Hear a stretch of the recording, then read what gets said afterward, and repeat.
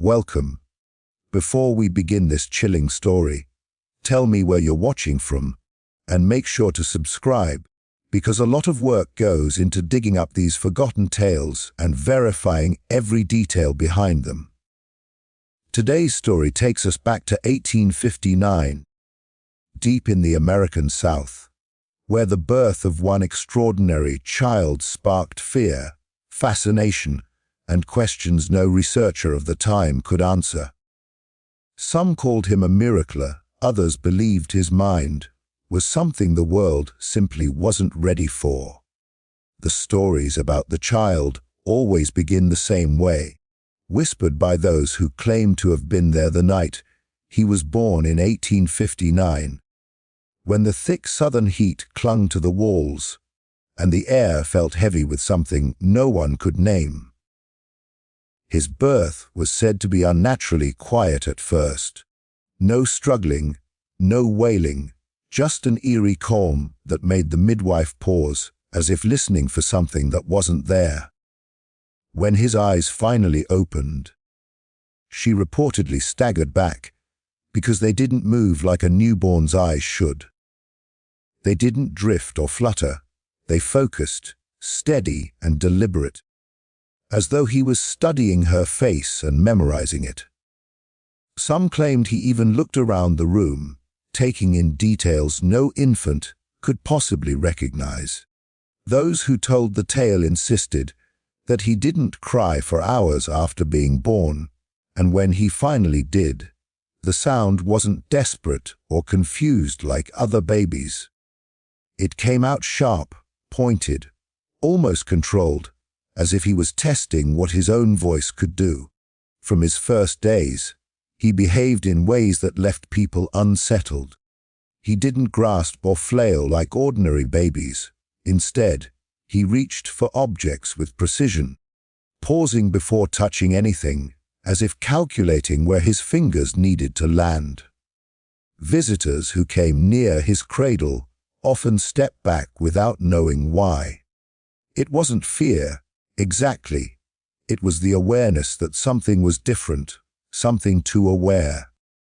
His mother said he never seemed surprised by the world around him.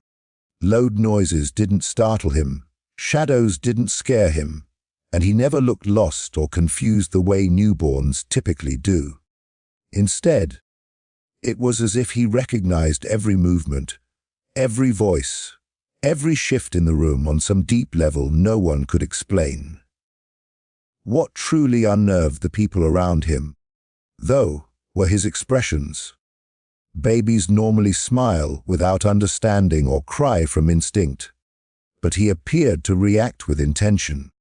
When someone spoke softly near his cradle, he would lock his gaze onto them as though analyzing every word, and sometimes he would make faint sounds that resembled attempts to mimic the rhythm of their voice. Once, when a caretaker dropped a metal spoon, the sharp clang made everyone in the room jump, everyone except him. He merely blinked once, then moved his tiny hands as if tracing the shape of the sound in the air. By the time he reached a few weeks old, the women caring for him swore he recognized patterns. He followed movements with uncanny accuracy, turning his head not randomly but in exact timing, perfectly matching the pace of those walking around him. There were whispers that he seemed to know when someone was about to enter the room, his eyes shifting toward the doorway seconds before footsteps were heard. Some brushed it off as coincidence, but others couldn't shake the feeling that this child's mind was not developing. It was already awake. The midwife, who had delivered dozens of children, refused to come near him again after the first month. She claimed that whenever she approached, he stared at her the same way he did the night he was born, direct, piercing, almost like he remembered her fear. A few neighbors even said that when the baby looked at someone for too long, they felt something strange settle in their chest, as though he was peeling back layers of their thoughts without ever making a sound. It wasn't malicious, they insisted, just unnatural. As words spread through the area, people began giving the child nicknames he was far too young to understand. Some called him the watching boy, while others whispered the thinking child as they passed by the cabin.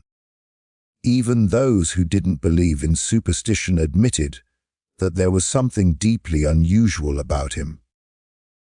He didn't behave like a baby just beginning life. He behaved like someone who had arrived already knowing far more than he should. It wasn't long before the plantation owner started noticing the talk and quietly observing the child himself. What he saw only deepened the mystery. A newborn who seemed to register every sound, every expression, every shift in energy around him, as if his mind functioned years ahead of his age. Nothing about his early development made sense to anyone. Instead of learning the world, he seemed to be studying it, dissecting it, and storing its pieces somewhere behind those unnervingly focused eyes. And from the moment he entered the world, everyone who encountered him walked away with the same thought they could never speak aloud.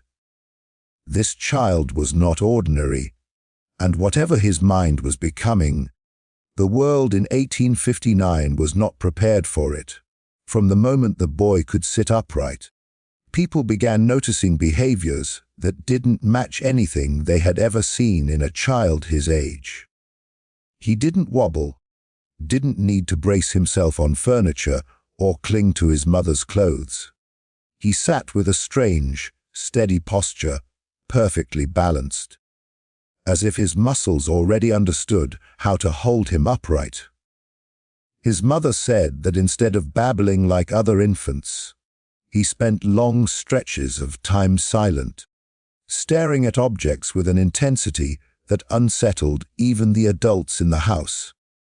It wasn't the curious stare of a child, it was the focused, calculating gaze of someone trying to understand how things worked on the inside. When he was barely old enough to crawl, he began arranging objects in precise lines and geometric shapes. Wooden blocks, stones, bits of cloth, whatever he could reach, he organized with uncanny order. No one taught him shapes or numbers, yet he seemed to understand patterns instinctively. His mother once found him placing stones in a perfect spiral, each one spaced evenly, none touching.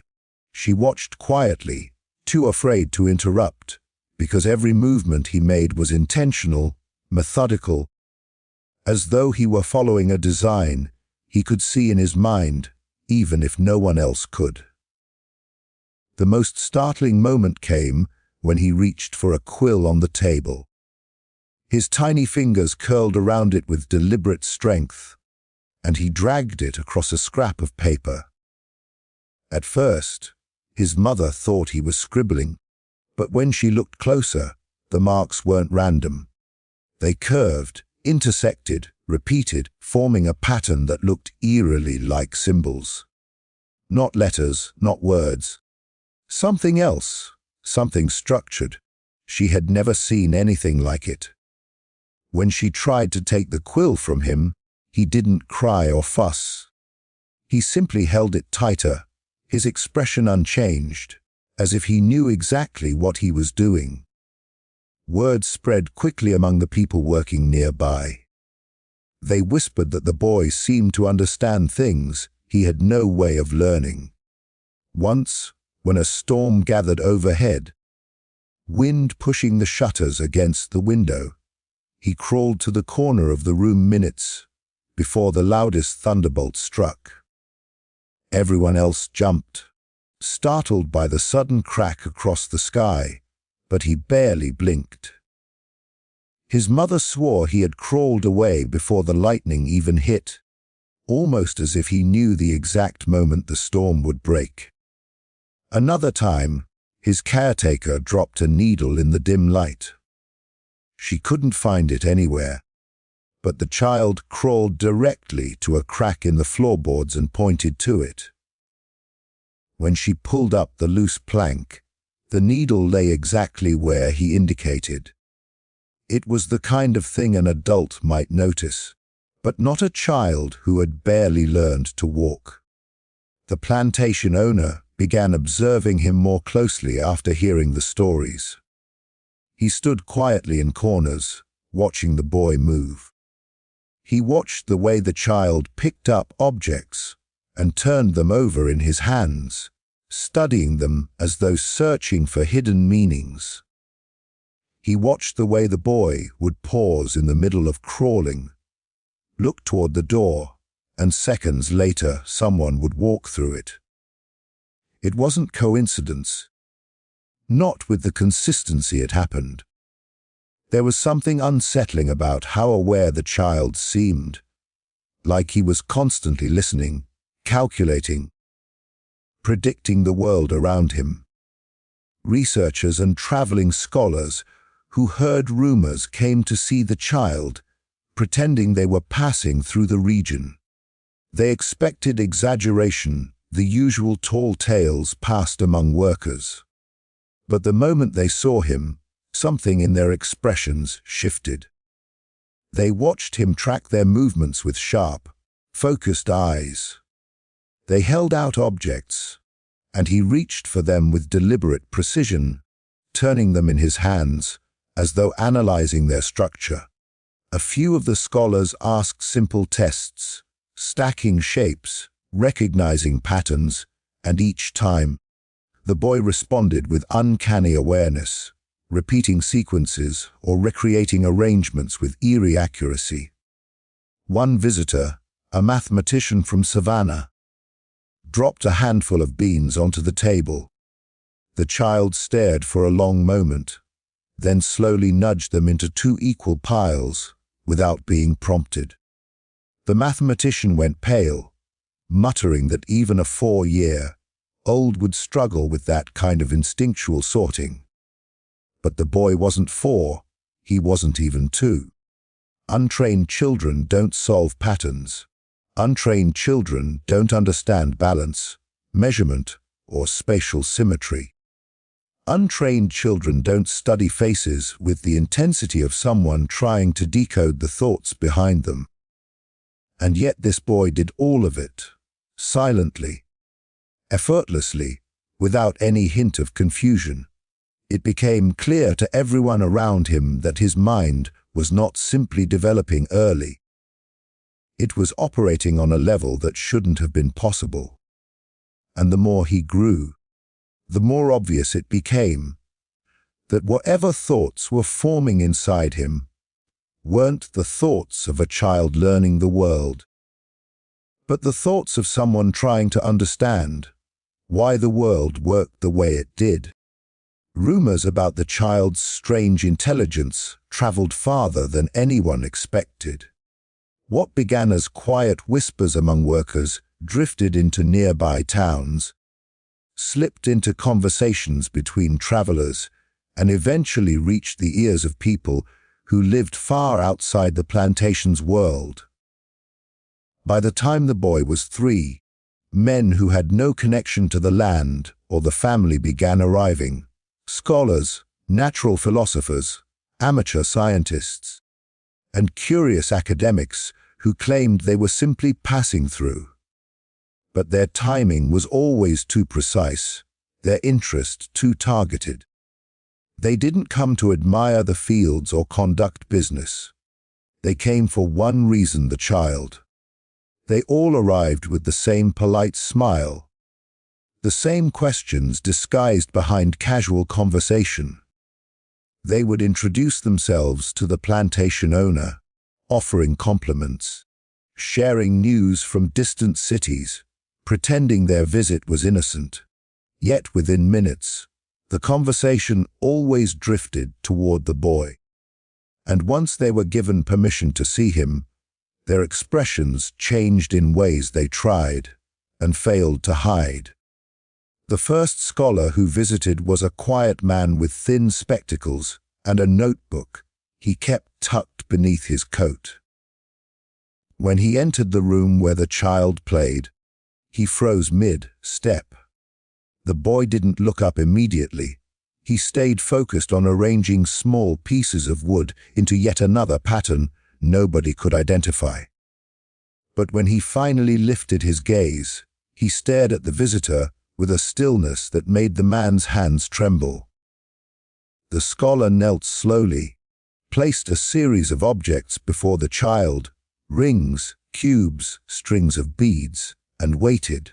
Without a word, the boy began organizing them into complex arrangements, but not by shape or color, but by some unseen logic only he appeared to understand. The visitor wrote so frantically in his notebook that the scratch of the pencil became louder than the child's movements. A week later, another man arrived, claiming he was conducting a survey of southern plantations. But he had no interest in crops, soil, or weather. He asked to see the boy repeatedly, and when allowed, he paced around the child slowly, observing his reactions to every sound and gesture. He clapped once behind the boy, expecting him to jump or turn. Instead, the child remained perfectly calm, only glancing over his shoulder with a faint, almost knowing expression. The visitor whispered to himself as he backed away, as if what he witnessed didn't fit into anything he understood. More came after that, some openly curious, others pretending to be uninterested, until they stood before the child and felt something shift inside them. One man, a philosopher from New Orleans, asked to test the boy with a series of puzzles. He drew simple shapes on paper, a triangle, a square, a circle. The child traced over them with his finger, then added lines and curves that formed detailed, precise spirals. The philosopher stared, lost for words. He asked the boy's mother if anyone had taught him to draw. She answered honestly, no one had taught him anything. He simply watched the world, then mirrored it in ways no one could explain. One visitor, a professor rumored to study the limits of human cognition, spent hours watching the child from across the room. He never approached, never spoke. He simply observed the way the boy interacted with objects, how he paused before touching anything, how his eyes scanned details others wouldn't notice. At one point, the child stopped what he was doing and turned to stare directly at the professor. Their eyes met for a long, silent moment, and the professor looked away first. When he finally left, he asked not a single question. He walked out quickly, almost fearfully, keeping his eyes on the ground, as though he didn't want to admit what he had seen. Perhaps the most unsettling visitor was a researcher who arrived late one evening, claiming he needed shelter for the night.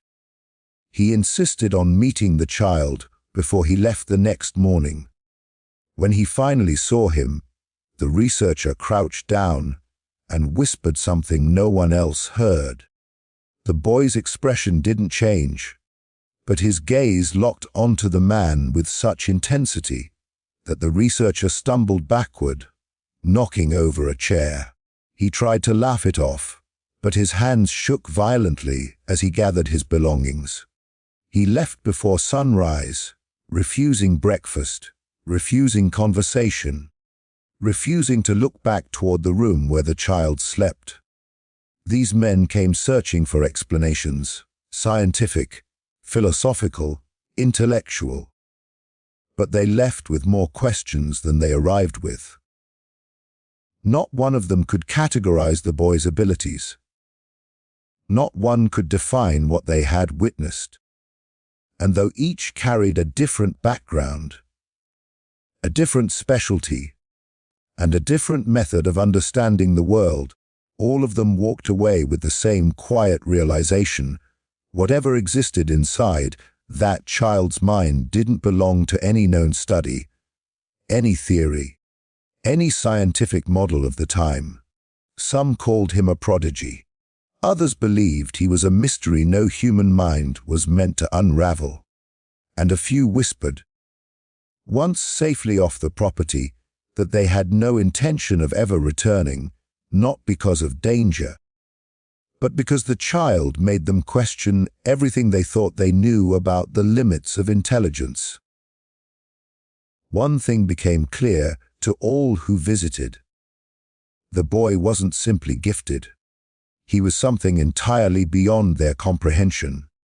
Strange incidents had always happened on the plantation, odd noises, sudden chills, lights flickering in places where no lamps burned.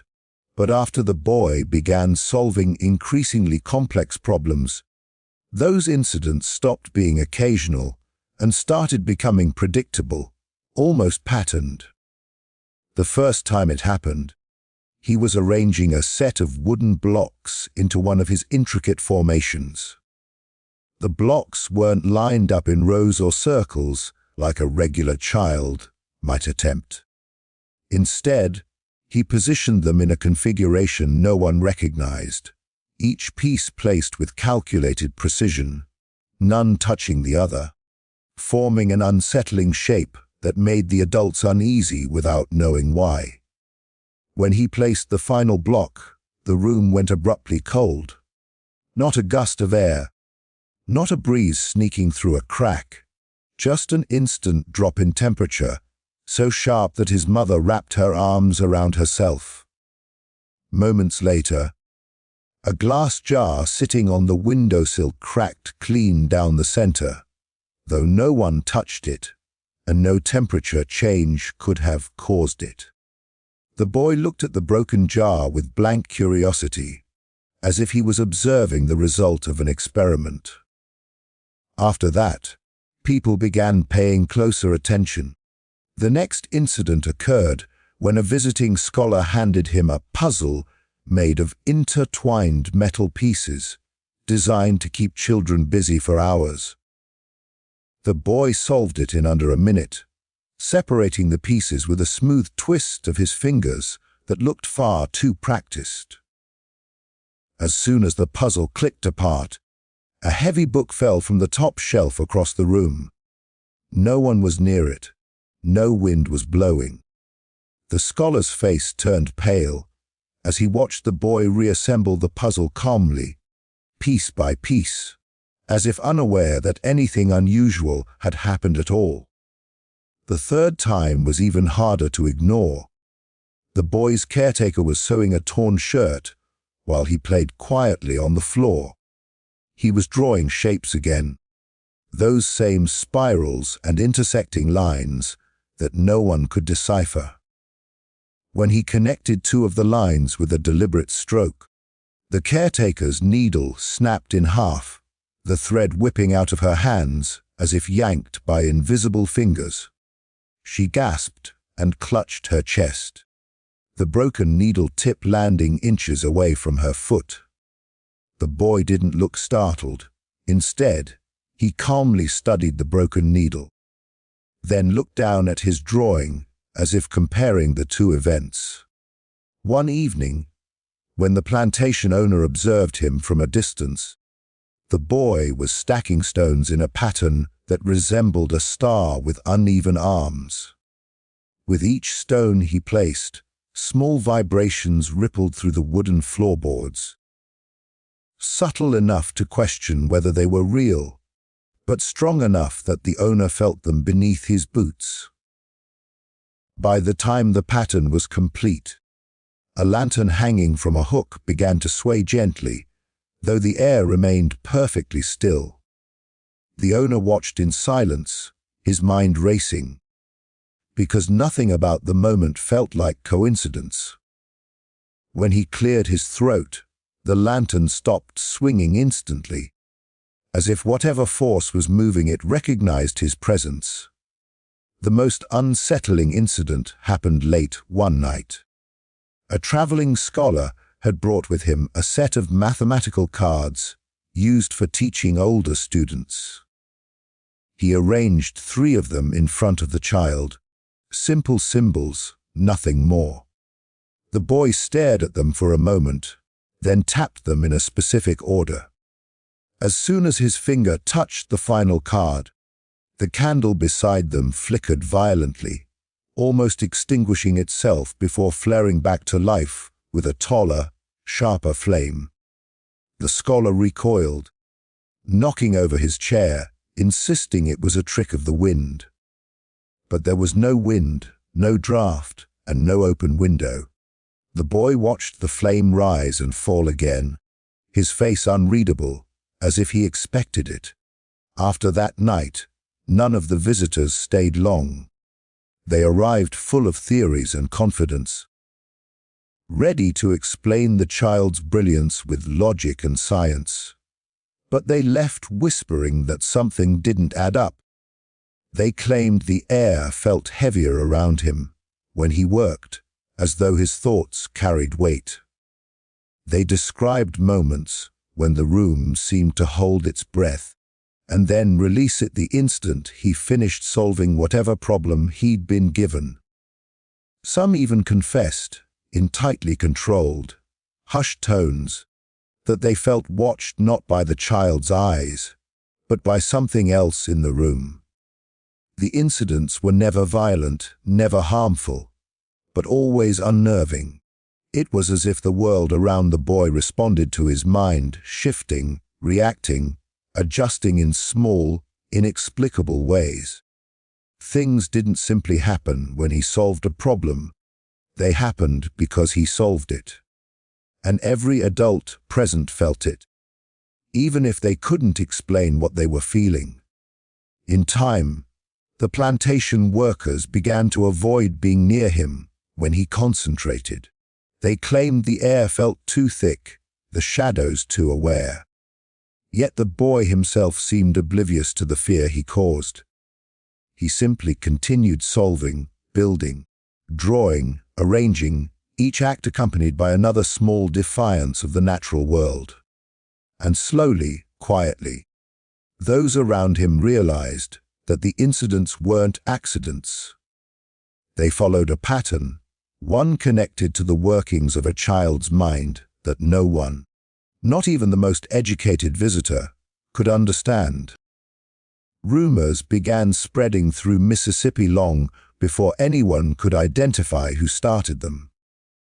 The stories drifted from plantation to plantation, whispered by travelers, carried by workers who had never even seen the boy, but claimed they knew someone who had. They all said the same thing. Wherever the child showed his intelligence, something unexplainable happened nearby. At first, people assumed the stories were exaggerated, the usual tales that grow bigger with every retelling. But then the rumors started lining up with real events, strange occurrences happening at the exact time the boy was said to be demonstrating another one of his impossible abilities. One of the earliest stories came from a neighbor who lived several miles away. He claimed that on a day when the child solved a complex puzzle brought by a visiting scholar, a series of tools in his barn shifted from their shelves. They didn't fall or break, they simply moved, as if something had nudged them gently but deliberately. He insisted he had been nowhere near the barn at the time, and when he later heard that the boy had been demonstrating another one of his eerie abilities on that same day, he became convinced the two events were connected. His voice trembled when he told the story, as though he feared saying the child's name would attract his attention. Another rumor came from a woman who swore that her dog, normally calm and loyal, began barking violently at nothing in the woods on a night when she later learned the boy had drawn one of his strange patterns with sticks by candlelight. She said the animal's fur stood straight up along its spine, and it refused to approach the house until dawn. She claimed the air felt strange that night, like something was shifting just out of sight, and even the trees seemed to lean in the wrong direction. When she heard that the boy had been working on one of his drawings at that exact hour, a chill settled in her bones that wouldn't leave for days. But the most unsettling rumors were the ones tied to death, not caused by the child, but strangely timed with the moments he unlocked something new within his mind. There was a story about an old man who passed away in his sleep miles from the plantation. His family said he died peacefully. Yet the exact moment he drew his last breath was the same moment the boy reportedly placed the final piece in a pattern he had been building all afternoon. When the two stories reached each other through different mouths, people began whispering that the child wasn't connected to death itself. But that something moved when his mind opened, something the living world wasn't meant to feel. The whispers grew louder when a woman in a distant cabin suffered a sudden nosebleed at the same moment the boy solved a riddle given to him by one of the traveling scholars.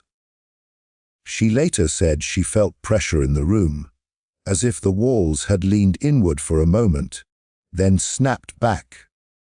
She didn't know the child or the plantation family. Yet when rumors reached her, she refused to dismiss them. She said it felt like a wave passing through her, the kind of wave that leaves no sound, no mark, only a brief, overwhelming certainty that something has shifted in the world. People began connecting faraway accidents, sudden illnesses, flickering lights, and inexplicable chills with the child's moments of concentration. Even those who normally dismissed superstition found themselves lowering their voices when he was mentioned. A traveling preacher refused to pass near the plantation after hearing that a lamp shattered in a house 12 miles away at the very moment the boy completed a complicated stacking pattern. He muttered that some minds were not meant to grow so quickly, that some knowledge came with consequences the human world was not prepared to face. None of the events were destructive. Nothing burned, no storms erupted, no physical harm touched the boy or those near him. Yet the timing of every incident, every chill, every shift, every flicker, fell into place like pieces of a puzzle only he understood. It was as though the world around him responded not out of malice but out of acknowledgement. Like his thoughts were strong enough to brush against something beyond the visible world, stirring threads that connected everything in ways no ordinary person could sense. Even the plantation workers, as skeptical as they were, couldn't deny what they felt. They claimed that when the boy focused too intensely, the air itself seemed to tighten, as if listening. They spoke of moments when they stepped outside and found the wind moving in patterns, not randomly but in pulsing waves, almost like breathing. They said it wasn't frightening at first, just strange, noticeable in a way that made the hairs on their arms stand up without warning. Over time, the rumors grew so frequent and so eerily consistent that people stopped questioning them. Instead, they accepted the idea that the boy's intelligence wasn't isolated to his mind. It echoed, rippled, stretched outward into the world, pulling at unseen threads that tied everything together. The more he understood, the more those unseen threads trembled. And deep down, everyone who heard the stories felt the same quiet question form in their thoughts. If such small displays caused such shifts in the world, what would happen if the boy's mind reached its full potential?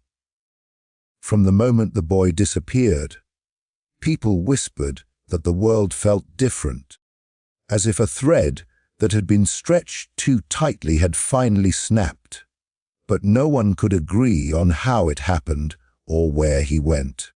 His vanishing did not come with noise, struggle, or any sign of escape. One morning he was simply gone. His mother woke before sunrise, expecting to find him sitting in the corner as he often did, arranging pieces of wood into patterns no one understood. Instead, the corner was empty, the blanket folded neatly, the floor undisturbed. No footprints, no marks of movement, nothing to suggest he had walked out on his own. It was as if the space he occupied had quietly closed itself around him. At first, the plantation workers assumed someone had taken him. That theory lasted only a few hours. No one had been seen near the cabin, no tracks appeared in the dirt, and all the doors remained locked from the inside. The plantation owner personally searched the surrounding woods, calling the boy's name, half expecting to see those sharp, knowing eyes staring back from between the trees. But the woods remained silent. Even the animals seemed to keep their distance, as though some boundary had settled over the area during the night. The most unsettling part was that none of his belongings were missing. His small cup, his wooden toys, his scraps of paper covered with unintelligible markings, all perfectly in place, untouched. But the patterns he had drawn the night before were different. His mother swore the shapes had shifted since she last saw them, as though someone, or something, had completed them for him. Lines that had been unfinished now curved inward, spiraling into a center that didn't exist before. Even the plantation owner, who rarely believed anything he couldn't see with his own eyes, stepped back when he noticed the change. It felt intentional, purposeful, a message left behind by a child who should not have understood how to leave one. When word of the disappearance spread to the scholars who had visited, they reacted in ways that only deepened the mystery. One man, known for his rigid commitment to logic, refused to speak when he heard the news. He simply closed his notebook and left town that very night, as if the boy's vanishing confirmed a fear he had been unwilling to admit. Another scholar sent a letter asking for details, claiming he had predicted something like this would happen. But he never explained what prediction he meant, and when pressed, he vanished from correspondence completely, abandoning the subject as if it threatened him. The plantation workers believed the boy had walked into the woods and never returned, guided by something invisible, something only he could sense. His mother rejected that idea. She insisted the boy's disappearance was not physical at all. She claimed she felt a stillness the moment he vanished, a silence so deep it startled her awake before the sun rose. She said she knew instantly he was gone, not lost, not taken, gone in a way no footsteps could explain. Others dismissed her words at first, but the longer the child remained missing, the more her certainty seeped into the thoughts of everyone around her. Rumors multiplied faster than the facts. Some said he had followed a sound only he could hear, a sound that had been calling him since birth. Others believed he had crossed into a place the living could not reach, drawn by the same invisible pull that caused the strange incidents whenever he solved a problem. A few whispered that he hadn't disappeared at all, that he had finally become part of the very forces that had been reacting to his mind since infancy. None of the stories had proof, yet each one carried an eerie sense of possibility that no one could comfortably reject. The most frightening suggestion, however, came from a quiet woman who had seen the boy once when he was barely 2. She claimed that when he looked at her, she felt as though he understood her thoughts before she spoke them. When she heard he was gone, she whispered that perhaps his mind had grown too fast, too far, reaching a place the rest of humanity couldn't follow. She said he might not have disappeared at all. Maybe he had finally gone where his mind had been leaning all along, beyond the edges of the world people knew, into whatever realm lingered behind the strange chills, the shifting shadows, and the unexplained happenings that followed every one of his discoveries. In the years that followed, his disappearance became a quiet legend, spoken only when the wind felt still or when shadows moved in ways that didn't match the trees. People said that the world around him had always reacted to his thoughts, and when he finally understood enough of that strange connection, the world reacted one last time by taking him somewhere else.